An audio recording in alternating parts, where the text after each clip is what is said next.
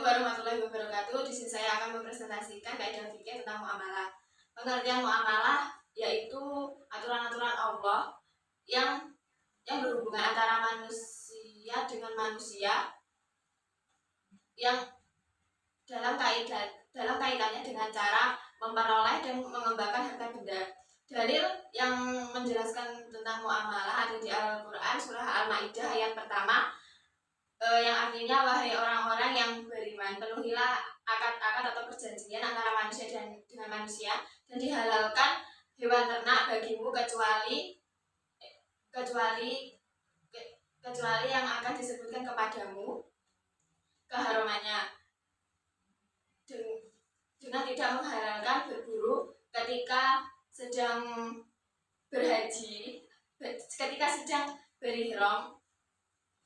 Sesungguhnya Allah telah menghendaki hukum-hukum yang dikehendakinya. Contoh kaidah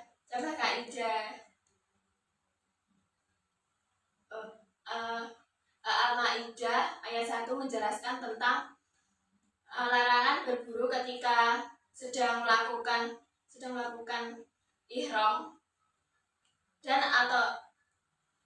atau seseorang yang sedang berada di tanah haram sekalipun ia tidak melakukannya, sedang berihram. Kaidah cabang muamalah. Yang pertama, al-aslu fil muamalati ibahatu ila ayatullah dalilun ala tahrimiha, yang artinya pada dasarnya semua bentuk muamalah boleh dilakukan kecuali ada dalil yang mengharamkannya. Kaidah ini membolehkan muamalah diperbolehkan, bahwa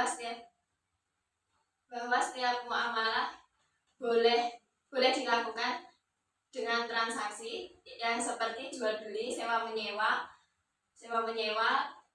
dan kerjasama, kecuali yang tegas diharapkan atau yang menimbulkan kemudaratan seperti perjudian, penipuan, dan ketidakpastian. Terus kaidah yang kedua, al-aslu fil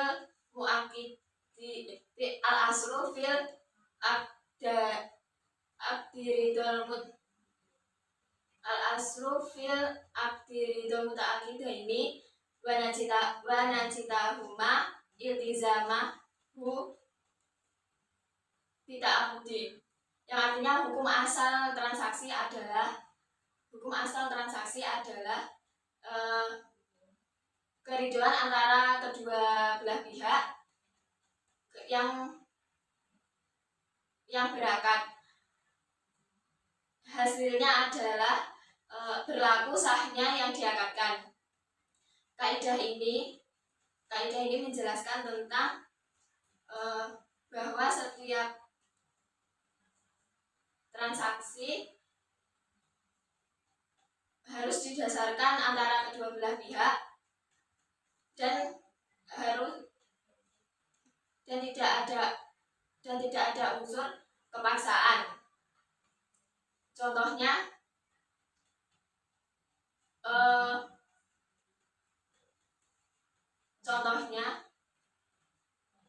pembelian yang merasa tertipu karena dilakukan oleh penjual karena barangnya tidak sesuai. Yang ketiga, al-batilu yaqbalu ijazati, yang artinya akad yang batal tidak menjadi sah karena diperbolehkan. Kaidah ini menjelaskan tentang tidak ada atau tidak pernah akad yang batal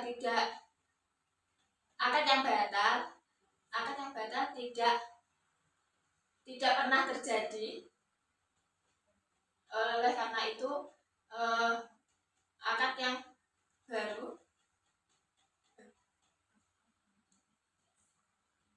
batal tidak sah walaupun diterima oleh salah satu pihak. Contohnya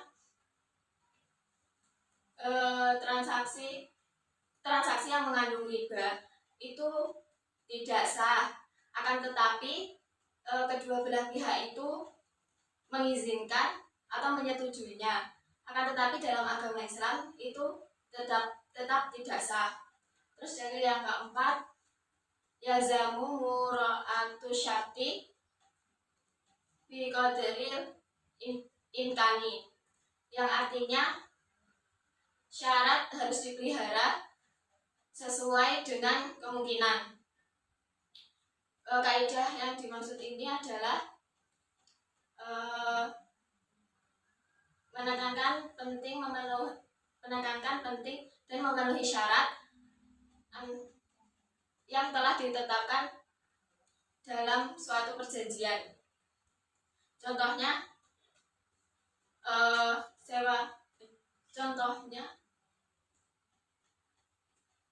seorang karyawan yang telah menyetujui syarat dan ketentuan atau tugas seperti jam kerja dan tugas pekerjaan secara spesifik, wajib memenuhi syarat tersebut. Jika ia suatu saat tidak bisa atau berhalangan, maka ia harus segera menghubungi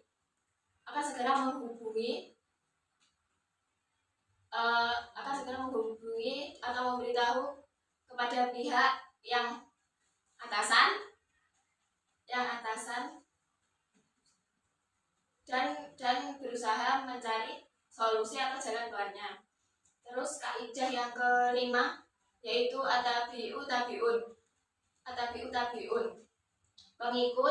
Pengikut itu hukumnya tetap sebagai pengikut yang mengikuti. Kaidah ini menerangkan tentang sesuatu yang mengikuti itu tidak menjadi bagian hukum tersendiri. Hukum sesuatu yang diikuti dan sulit dipisahkan. Contohnya warisan tanah. Ada seseorang yang mewarisi tanah dan itu terdapat tanaman, maka tanaman tersebut statusnya sah milik pihak waris.